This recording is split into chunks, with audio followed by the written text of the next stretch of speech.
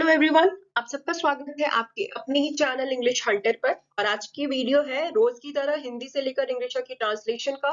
ये हम हिंदी के सेंटेंस को रोज बोलते हैं या कभी ना कभी तो बोलते हैं, इसीलिए हम इन सेंटेंस की प्रैक्टिस करते हैं जिनसे हमारी इंग्लिश और भी तेजी से मजबूत होगी। तो चलिए बिना किसी देरी के वीडियो को शुरू किया जाए। तो सबसे पहले आपके सामने एक सेंटेंस है, आपको हर बात में टांग अड़ाने की आदत है क्या?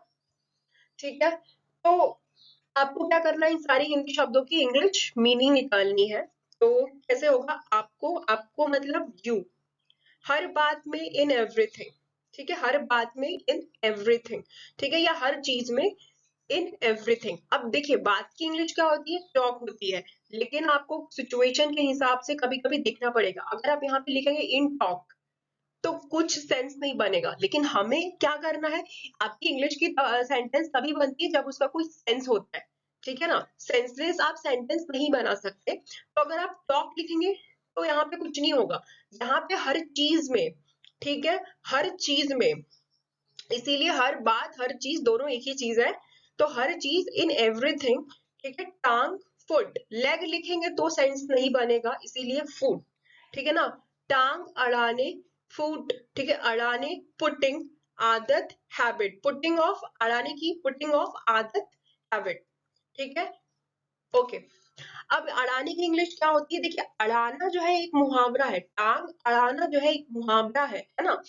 तो इसका मतलब क्या हुआ? टांग अड़ाने का भी मतलब होता है ना, टांग अड़ाना मतलब आप किसी के बात पे दखल करते हैं, आप हर बात, हर किसी का कुछ भी रहता है आप उसमें इंटरफेयर करते हैं, आप अपना ओपिनियन देने की कोशिश करते हैं, है ना। तो इसका मतलब क्या हुआ? एक तरह से आप टांग अड़ा रहे हैं। तो अपनी चीजें आप ला रहे हैं बीच में, अपनी चीजों को रख रहे हैं उनकी बातों में। ठीक है, तो इसीलिए यहाँ पे पुट का इस्तेमाल कब करते हैं? जब हम किसी चीज को रखते हैं, थोपते हैं, तो हम पुट का इस्तेमाल कर रहे हैं। यहाँ भी क्या हो रहा है, हम एक तरह से अपनी बातों को रख रहे हैं, दखल कर रहे हैं, अपनी बातों के थ्रू हम किसी की चीज में दखल कर रहे हैं। तो इसीलिए पुटिंग ऑफ, अड़ाने की मतलब पुटिंग ऑफ। ओके, चलिए अब हमने क्या किया, इन सारी हिंदी शब्दों की हमने इंग्लिश मीनिंग निकाल ली। अब हम इससे एक मीनिंगफुल सेंटेंस बनाएंगे। तो सबसे पहले क्या देखना है आपको, पूरे सेंटेंस में काम कौन कर रहा है। सबसे पहला जो चीज रहेगा ना, सब्जेक्ट आएगा आपका। और सब्जेक्ट क्या होता है? जो पूरे सेंटेंस में काम करता है, ठीक है, या जिसके बारे में बात होती है। तो सबसे पहले आपका फोकस यही रहेगा कि आपको ये देखना है कि पूरे सेंटेंस में काम कौन कर रहा है। ठीक है, अगर कोई नहीं काम कर रहा है तो बात किसके बारे में की जा रही है, तो वो आपका सब्जेक्ट होगा। या फिर ऐसा होता है कि काम कर रहा है और सब्जेक्ट, सॉरी, जिसके बारे में बात हो रही है, दोनों एक साथ है। तो तब सबसे पहले आपको इंपॉर्टेंस किसको देनी है? जो काम कर रहा है। उसके बाद आएगा वो जिसके बारे में बात हो रही है। क्लियर है? तो यहाँ पे बारे में बात हो रही है, आपके बारे में बात हो रही है, तो यो क्या है? सब्जेक्ट। ठीक है, यो सब्जेक्ट है। लेकिन एक चीज और मैंने हमेशा आपसे कहा है कि सेंटेंस में अगर क्वेश्चन पूछते हैं ना, तो क्वेश्चन पार्ट हमेशा पहले आएगा, आपका सब्जेक्ट से भी पहले आएगा। तो यहाँ पर देखिए, पूछा जा रहा है ना, आदत है क्या? आदत है क्या मतलब हाँ या ना। सामने वाला या तो हाँ में जवाब देगा या ना में जवाब देगा। तो हाँ या ना जवाब के क्वेश्चन में हम हमेशा डू का इस्तेमाल करते हैं। तो इसीलिए यहाँ पे डू क्वेश्चन, फिर आएगा आपका सब्जेक्ट यू, फिर हैव। ठीक है, have helping verb have, habit of putting your food in everything. ठीक है, फिर आएगा आपका बाकी का बचा हुआ सेंटेंस। हैव का इस्तेमाल कब होता है? जब हम किसी चीज को संबोधित करते हैं या हम किसी चीज का स्टेटमेंट में हम जिक्र करते हैं। ठीक है, स्टेटमेंट में हम हमेशा हैव का इस्तेमाल करते हैं। ओके, ठीक है, यू के साथ हमेशा हेल्पिंग वर्ब हैव आएगा। ओके, ये जो है आपका एक स्टेटमेंट है, एक सेंटेंस है, ये क्वेश्चन है, इसीलिए यहाँ पे हैव का इस्तेमाल हुआ, आर का इस्तेमाल नहीं हुआ। ठीक है, ओके, इससे बेहतर क्या हो सकता है? फिर से वही एक सेंटेंस है, एक स्टेटमेंट है, तो क्वेश्चन मार्क है। ठीक है, क्वेश्चन भी पूछा जा रहा है। तो सबसे पहले क्या करना है आपको, इन सारी हिंदी शब्दों की इंग्लिश मीनिंग निकालेंगे। इससे, दिस, बेहतर, बेटर, क्या, व्हाट। ठीक है, हो सकता है, कुड बी, हो सकता है, कुड बी। ठीक है, चलिए अब हमने क्या किया, इन सारी हिंदी शब्दों की इंग्लिश मीनिंग निकाल ली है। अब इससे एक मीनिंगफुल सेंटेंस बनेगा। तो सबसे पहले आपको क्या देखना है कि किसके बारे में, सॉरी, सबसे पहले सेंटेंस में काम कौन कर रहा है वो ना दिखे, तो बात किसके बारे में हो रही है वो भी ना दिखे। तो क्या करना है आपको, ये एक स्टेटमेंट है, इसमें दोनों कुछ ना, इसमें किसी के बारे में बात हो रही है ना इसमें कोई काम कर रहा है, ये सीधा सीधा एक सेंटेंस है कि इससे बेहतर और क्या हो सकता है। ठीक है, तो सबसे पहले यहाँ पे क्या आएगा सेंटेंस में, सबसे पहले क्या आएगा, यहाँ पे क्वेश्चन मार्क है, यहाँ पे क्वेश्चन पूछा जा रहा है कि क्या हो सकता है। तो मैंने हमेशा से कहा है कि जब भी सेंटेंस में आपका क्वेश्चन आता है तो क्वेश्चन वाला पार्ट सबसे पहले आएगा। तो यहाँ पे क्या आएगा, सीधा सीधा व्हाट। ठीक है, व्हाट कुड बी, ठीक है, कुड क्या हेल्पिंग वर्ब है, मॉडल हेल्पिंग वर्ब है, what could be better than this. ठीक है, कुड बी, ठीक है, कुड बी हम पॉसिबिलिटी के लिए यूज करते हैं, कैन बी, कुड बी जो है हम पॉसिबिलिटी के लिए हम यूज करते हैं। और कुड बी का इस्तेमाल क्यों हुआ यहाँ पे, कि यहाँ पे देखिए चीजें हो रही हैं, बहुत सारी चीजों को आजमा लिया है, आजमा लिया गया है, लेकिन उससे कोई फायदा नहीं हुआ है, सब कुछ देख लिया गया है। अब तो फिर क्या बोला जा रहा है कि अब हम और इससे बेहतर और क्या कर सकते हैं। ठीक है, तो चीजों को कंपेयर किया जा रहा है, और हम या तो हम इंसान को कंपेयर करें या चीज को कंपेयर करें, तो इन जब भी हम किसी को कंपेयर करते हैं, चाहे वो इंसान हो या चीज हो, हम देन का इस्तेमाल करते हैं। देन का इस्तेमाल कब होता है, कंपेयर करने के लिए, तुलना करने के लिए कि इससे बेहतर और क्या हो सकता है। ठीक है, देन का इस्तेमाल कब होता है, तुलना के लिए, कंपेयर करने के लिए, फिर वो चाहे कोई इंसान हो या कोई चीज हो। ठीक है, what could be better than this, इससे बेहतर और क्या हो सकता है। मेरा सिर दर्द से फटा रहा है, सॉरी मेरा सिर दर्द से फट रहा है। ओके, तो ये कॉमन सेंटेंस है, जो रोज बोला जाता है। कभी आप इरिटेट हो जाते हैं तो कहते हैं यार प्लीज मेरा सिर अब दर्द से फट रहा है। ठीक है ना, तो ये सिर्फ सेंटेंस है आपका, रोज कभी ना कभी तो आप दिन में या एक दिन में कभी ना कभी तो यूज कर ही लेते हैं। तो क्या हम इसे इंग्लिश में बोल सकते हैं, बिल्कुल बोलेंगे। तो सबसे पहले क्या करना है आपको, इन सारी हिंदी शब्दों की इंग्लिश मीनिंग निकालनी है। तो चलिए शुरू करेंगे। मेरा सिर, माई हेड, मेरा माई सिर हेड, दर्द से विथ पेन, फट रहा है इज बर्स्टिंग। ठीक है ना, फट रहा है मतलब सिर फटने का काम जो है वो जारी है, मतलब सिर में जो दर्द है, जो फटने का काम हो रहा है वो जारी है, इसीलिए बर्स्ट के आगे आईएनजी, प्रेजेंट कंटिन्यूअस में है इसीलिए आईएनजी का यूज हुआ। काम जारी है मतलब फट रहा है तो आईएनजी आएगा ही आएगा। ओके, ठीक है, तो हमने इन सारी हिंदी शब्दों की इंग्लिश मीनिंग निकाली है। अब हम इससे एक मीनिंगफुल सेंटेंस बनाएंगे। तो पहले क्या देखेंगे आप कि पूरे सेंटेंस में काम कौन कर रहा है, तो मेरा सिर दर्द से फट रहा है मतलब आप जो है पूरे सेंटेंस में बोलने का काम कर रहे हैं।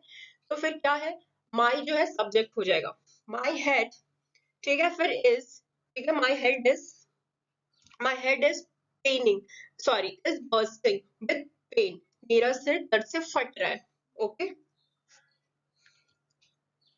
अब यहाँ पर आप देख सकते हैं हैव का इस्तेमाल नहीं हुआ।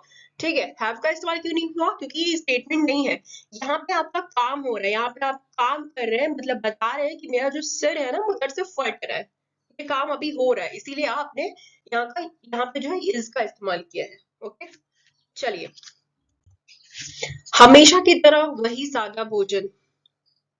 ठीक है, रोज क्या होता है कि आपको जब एक ही खाना बार बार मिलता है, एक ही तरह का खाना, तो आपका फिर ये डायलॉग बन जाता है, अरे यार हमेशा की तरह वही सादा भोजन। ठीक है, तो क्या हम इसे इंग्लिश में बोल सकते हैं, तो चलिए बोलने की कोशिश करेंगे।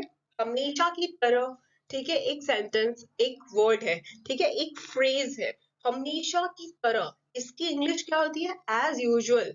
ठीक है, एज यूजुअल, हमेशा की तरह एज यूजुअल, ठीक है, वही सेम, सादा सिंपल भोजन फूड। ठीक है, हमने क्या किया, इन सारी हिंदी शब्दों की इंग्लिश मीनिंग निकाल ली। अब हम इसे एक मीनिंगफुल सेंटेंस बनाएंगे। तो फिर क्या देखना आपको कि काम कौन कर रहा है सेंटेंस में, या फिर किसके बारे में बात हो रही है। ठीक है, तो यहाँ पर अगर आप देखेंगे कि यहाँ पे कोई काम नहीं कर रहा है, लेकिन यहाँ पे बात ही किसी के बारे में नहीं हो रही है, किसी इंसान के बारे में बात नहीं हो रही है, लेकिन हाँ बात हो रही है सादा भोजन के बारे में। ठीक है, तो सादा भोजन के बारे में बात हो रही है, तो डेफिनेटली ये जो सादा भोजन है वो आपका पहले आएगा। ठीक है, पहले आएगा। ठीक है, तो क्या आएगा, same simple food as usual, same simple food, ठीक है, वही सादा भोजन हमेशा की तरह। ठीक है, as usual same simple food, ये भी आप लिख सकते हैं, same simple food as usual, लेकिन आपको थोड़ा सा रिकॉग्नाइज करने में, पहचानने में जो है आसानी होगी, क्योंकि आपको पता है कि अगर सेंटेंस में किसी के बारे में बात की जाती है तो वो चीज जो है पहले आती है, या पूरे सेंटेंस में जो काम कर रहा है वो पहले आता है। ठीक है, तो आपको दो चीजें पता है कि या तो जो पूरे सेंटेंस में काम कर रहा है वो आ सकता है, या वो आएगा जिसके बारे में बात हो रही है। तो यहाँ पे सादे भोजन के बारे में बात हो रही है तो वो डेफिनेटली आपको भी लगेगा कि हाँ ये चीज तो पहले आएगी। तो same simple food as usual. Okay, थोड़ा आराम करो, तुम सुबह से काम कर रहे हो। ओके, तो हम क्या करेंगे, इन सारे हिंदी शब्दों के इंग्लिश मीनिंग निकालेंगे। तो चलिए शुरू करते हैं।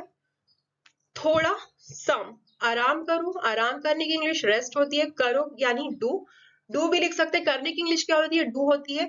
और लेने की इंग्लिश क्या होती है, टेक होती है। तो आराम लो, थोड़ा आराम लो, थोड़ा आराम करो, बात एक ही है।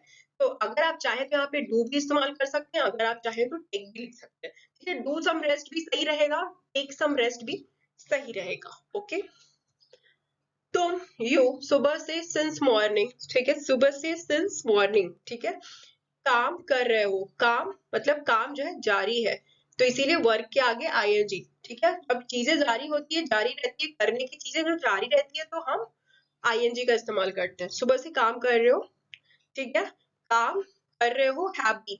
ठीक है, अब हैव बीन का इस्तेमाल कब करते हैं, हैव बीन का इस्तेमाल हम तब करते हैं जब चीजें पास्ट से चल रही है और उसका पास्ट से लेकर अभी प्रेजेंट में भी उसका, पास्ट में शुरू हो चुकी है लेकिन उसका इफेक्ट जो है प्रेजेंट में भी है, वो चीज जो है प्रेजेंट में भी चल रही है, तब हम हैव बीन का इस्तेमाल करते हैं। ठीक है, तो थोड़ा आराम करो, थोड़ा आराम करो, take some rest.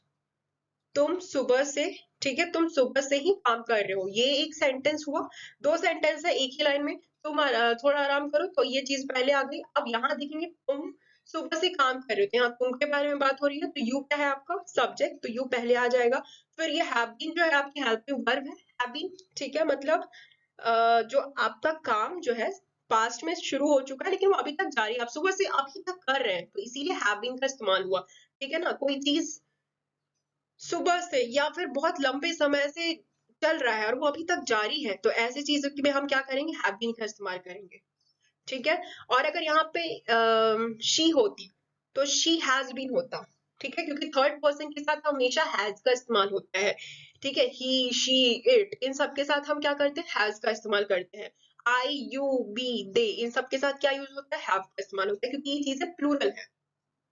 Okay, have been working since morning, तुम सुबह से ही काम कर रही हो। चलो, जल्दबाजी में लिया गया फैसला कभी भी सही नहीं होता। एग्जैक्टली ये बिल्कुल स्टेटमेंट नहीं है, ये बात ट्रुथ है, ये ट्रू है कि कभी भी जल्दबाजी में फैसला मत लीजिए वरना वो गलत हो सकता है, बिल्कुल बात सही है। ठीक है, तो ये हम अक्सर दूसरों को राय देने के लिए बोलते हैं कि प्लीज जल्दबाजी में फैसला मत लीजिए, कभी भी गलत हो सकता है। ठीक है, हम इनकी इंग्लिश मीनिंग निकालेंगे। जल्दबाजी में, इन हेस्ट, जल्दबाजी की इंग्लिश क्या होती है, हेस्ट होती है। ठीक है, वैसे बहुत सारे होते हैं लेकिन हम हेस्ट का यूज कर रहे हैं। ठीक है ना, हर चीज के हजार मीनिंग होते हैं लेकिन हम हजार मीनिंग तो लिख नहीं सकते। ठीक है, इन हेस्ट, जल्दबाजी में, इन हेस्ट। ठीक है, लिया गया फैसला, और डिसीजन टेकन, और डिसीजन टेकन मतलब जो फैसला ले लिया गया है, तो डिसीजन टेकन। ठीक है, कभी भी, नेवर, सही नहीं होता। ठीक है, सही की इंग्लिश राइट होता इज। ठीक है, कभी भी नहीं, कभी अगर कभी नहीं के साथ कभी का इस्तेमाल होता है ना, तो वो वहां पे हम नेवर का इस्तेमाल करते हैं। ठीक है, नॉट का इस्तेमाल नहीं होगा, नेवर का इस्तेमाल होगा। क्लियर है, नहीं में अगर कभी है तो नेवर और नहीं जो है, कभी और नहीं, वो एक सेंटेंस, एक वर्ड बन जाते हैं और उनका एक वर्ड क्या होता है, नेवर। कभी नहीं, नेवर। ओके, याद रखिए, कभी नहीं, नेवर।